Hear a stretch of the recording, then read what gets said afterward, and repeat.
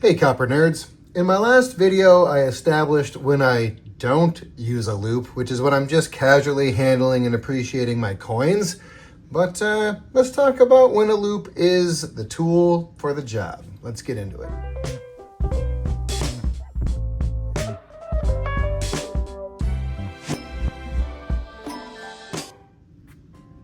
So my last video, I expected a little bit of pushback. It was a little bit intentionally provocative, but I was happy to see everyone was civil. That's always nice.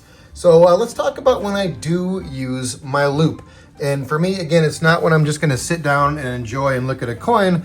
I'm typically just doing that, again, arm's length with the details that I can see with the naked eye. Because that's, again, how I think a coin is to be appreciated, just casually.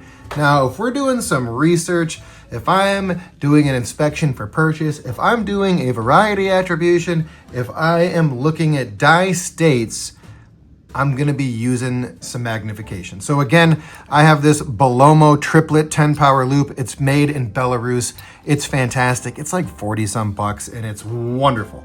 Can't recommend it highly enough, as I've stated before. But, you know, if I'm looking at my Sheldon 32 here and I want to examine that die crack and see what the progression is, you know, I'm going to use my loupe. And it's really hard to get good photos of what you see through the loupe, but I'll insert one right now that is only, you know, marginal as to what I'm actually seeing through this high quality piece of glass. Let's look at that.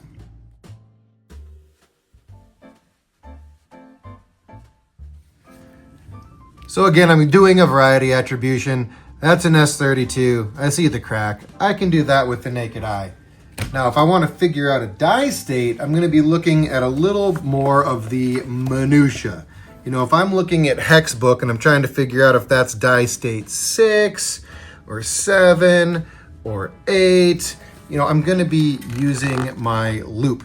I do believe that the one that I have in front of me is a die state 9. That crack through S is very advanced. Let's see what it says about it.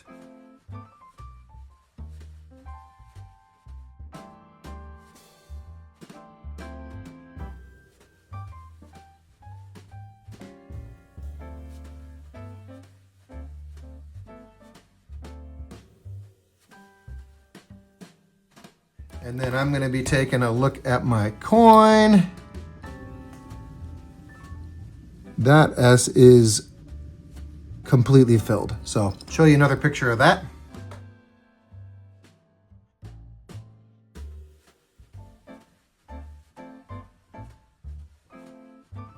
So these are the kinds of, you know, inspections that I'm doing when I'm looking at a coin for purposes other than casual enjoyment. You know, my Sheldon 35 is another really fun example. I do look at this one under magnification a bit when I'm checking out some of the oddities that happen with this particular die progression.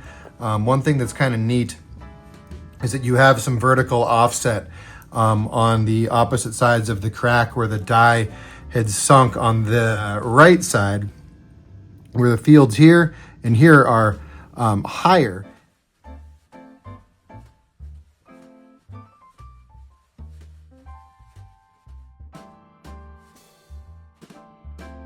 And then the portion of the devices just under the ear is actually lower relative the left half. So what you have is a die that sunk and then buckled slightly, where it is actually higher here and here, top and bottom, than it is in the middle, where it's actually lower than the left side of the coin, which is, you know, lower at the top and bottom and higher in the middle. So kind of a fun one to look at. I spent a lot of time under a loupe examining that one. But and then variety attributions on your later dates. You know, if you're attributing this one, you're probably going to want to use a loupe to line up some of those very, very minor details that are needed to do attributions on later date cents. So again, I just wanted to sort of follow up and clarify that I certainly do use a loupe often. I just don't use a loupe when I'm casually looking at, enjoying, and appreciating my coins. I don't think that is the best way to enjoy a coin, is under magnification. or under bright light. I really do like natural light and just arm's length appreciation.